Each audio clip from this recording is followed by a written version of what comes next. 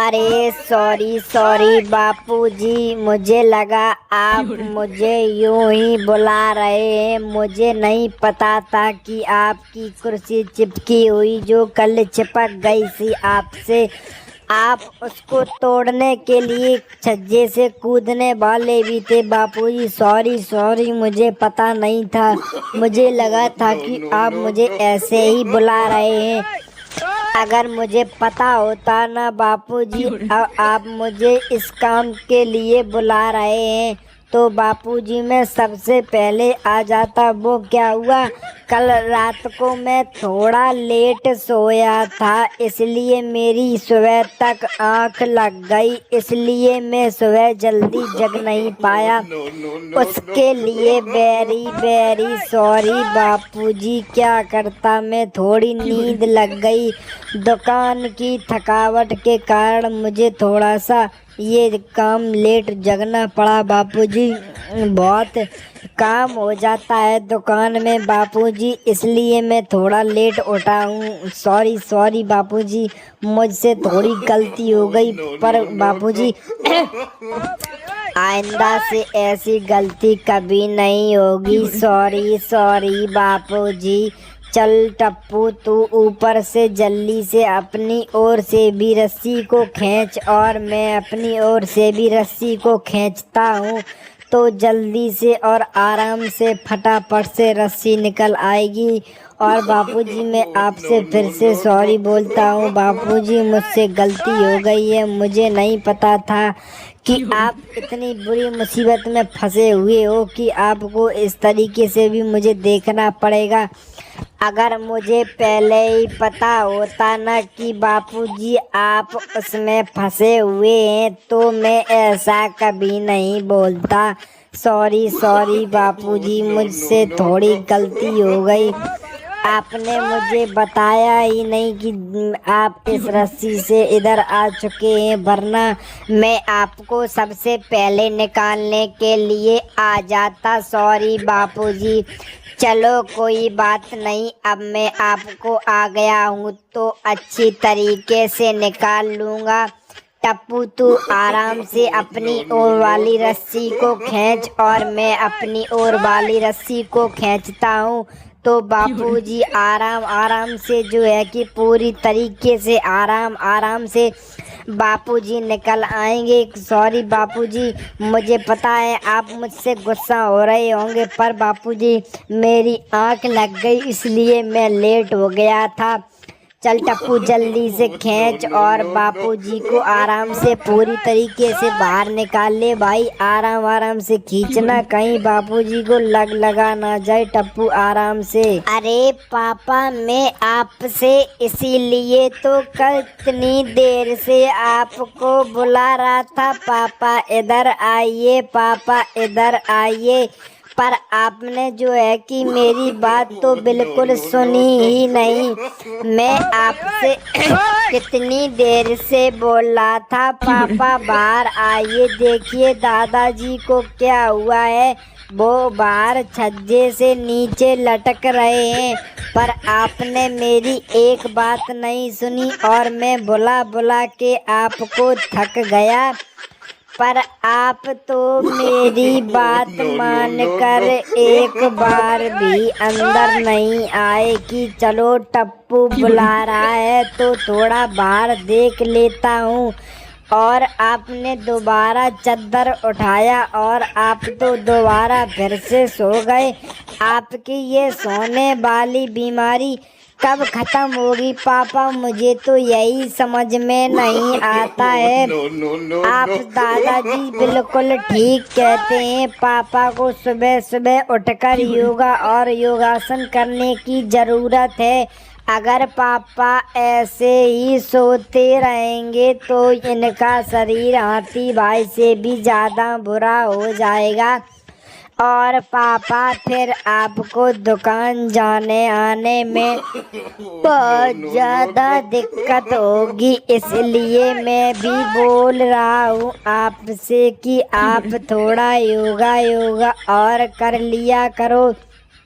जिससे कि आपका शरीर ज़्यादा मोटा भी नहीं होगा और ज़्यादा पतला भी नहीं होगा। आप बिल्कुल पूरी तरीके से पापा बिल्कुल पूरी तरीके से ठीक हो जाओगे।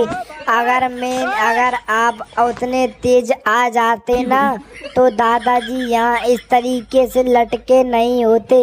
ये सब गलती तो पापा आपकी ही है। मैंने आपको उस टाइम कितनी आवाज़ें मारी पर आपने मेरी एक भी आवाज़ नहीं सुनी और बिना आवाज़ सुनने का नतीजा आपने देख ही लिया होगा ना पापा। दादाजी भी कितनी जोर जोर से चिल्ला रहे थे। देखो नीचे पूरी गोकुल धाम सोसाइटी भी आ चुकी है पर मैंने आपसे कहा, आपने मेरी बात नहीं सुनी और अब देख लीजिए आपके जल्दी ना आने का नतीजा देख लिया ना आपने। मैं आपको कितनी बार कह चुका हूँ कि दादाजी या मैं एक आवाज़ मारे तो आप एक आवाज़ में भी बाहर आ जाया करो, पर आप तो मेरी बात सुनते ही नहीं हो। अरे टप्पू तू क्या बोल रहा है इस बेवकूफ़ से? मैं तो इस बेवकूफ़ से बोल बोल के पूरी तरीके से थक गया हूँ। मैंने जाने कितनी बार इस बेवकूफ़ से कहा है कि सुबह जल्दी उठ जाया कर बबूचक और सुबह सुबह योगा और गार्डन में थोड़ी बहुत कसरत भी कर लिया कर, जिससे कि तेरा शरीर पूरी तरीके से ठीक ठाक रहे। पर इसलिए तो मेरी बात एक बार भी नहीं सुनता है और जाने न जाने में क्या करता रहता है। इससे मैंने कितनी बार कहा है भाई तू सुबह सुबह जल्दी उठा कर और अपना काम धंधा बाद में जाया कर। सुबह सुबह जल्दी उठकर सीधे सुबह योगा करने के लिए सीधा कंपाउंड में नहीं सीधा गार्डन में पहुंच जाया कर। और यहाँ पर महतूस और सारे सोसाइटी के लोग आते हैं, अय्यर बबीता सभी लोग आते हैं सोसाइटी के जॉगिंग करने के लिए। और इससे तो मैं कह कह के पूरी तरीके से थक गया हूँ कि भाई तू जॉगिंग जाया कर, पर इसने आज तक तो मेरी एक बात नहीं मानी, बाकी तो सब बातें मान ली हैं। टप्पू तेरा मैं बहुत बहुत धन्यवाद करता हूँ। अगर तू सही टाइम पर नहीं आता ना तो आज तो मेरे बुढ़ापे के साथ साथ हाथ घोड़े तो खुल ही जाते और मैं अगर इस बबूचक के चक्कर में रहता कि ये मुझे बचाने आएगा तब तक तो मैं अपने सारे प्राण ही त्याग चुका होता। ये तो बिल्कुल बबूचक हो चुका है, इसकी किसी भी बात पर मैं तो भरोसा नहीं करता हूँ भाई।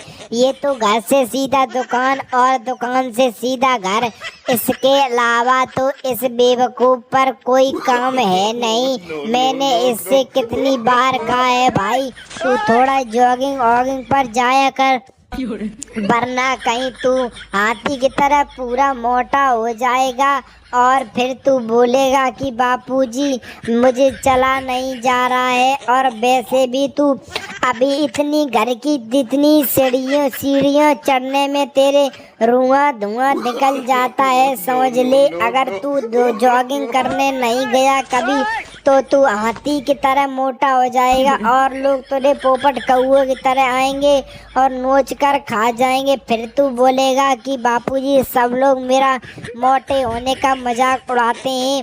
देखो तो बबूचक को गधे को अभी भी मेरी बातें सुन रहा है या नहीं लगता है? गधे को मुझे ऊपर उठा ले बबूचक, ऊपर उठा मुझे, रस्सी खींच मुझे यहाँ से नीचे उतार जेठिया। मेरे कुर्सी में चिपके मेरे तो हाथ पैर में दर्द होने लगा है भाई। तू जल्दी से कुछ भी कर और मुझे यहाँ से बाहर निकाल बे जेठिया। वरना मैं कहीं यहीं चिपके मर मरा गया तो भाई और समस्या हो जाएगी। तू चुपका से मुझे ऊपर ले बे बबूचक, तुझे मुझे लगता है सुनाई नहीं दे रहा है बे गधे, जल्दी से मुझे ऊपर उठा ले, मुझे यहाँ पर दर्द हो रहा है बैठे बैठे बे गधे। तुझे एक बार में समझ में नहीं आ रहा है जेठिया, मुझे ऊपर उठा, मुझे यहाँ पर बहुत तेजी से डर